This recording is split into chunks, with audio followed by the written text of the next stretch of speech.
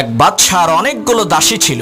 সেই বাদশা তার দাসীদের মধ্য থেকে একজনকে খুবই ভালোবাসতেন, যার কারণে অন্য সমস্ত দাসীরা বাদশাকে বলতে লাগলো, হে মহামান্বিত বাদশা, অপরূপ সৌন্দর্যের অধিকারী মায়াবী রূপসী দাসীদেরকে ফেলে রেখে দেখতে তেমন সুন্দর না কুৎসিত একজন দাসীকে আপনি কেন এত বেশি ভালোবাসেন? তখন বাদশা বলল, তোমাদের এই প্রশ্নের উত্তর আমি আগামীকালকে দেব। পরের দিন বাদশা একটি কক্ষের মধ্যে তার সমস্ত দাসীদেরকে একত্রিত করে স্বর্ণরূপার মণিমুক্তা ছিটিয়ে দিয়ে বললেন, এই কক্ষের মধ্যে যত মূল্যবান জিনিস আছে তার মধ্য থেকে যে যেটা ধরে নিতে পারবে সেটা তার হয়ে যাবে। বাদশার এই কথা শোনা মাত্রই সমস্ত দাসীরা পারাপারি আর ধাক্কা ধাক্কি করে কে কার থেকে বেশি মণিমুক্তা কুড়াবে সেই প্রতিযোগিতায় নেমে গেল।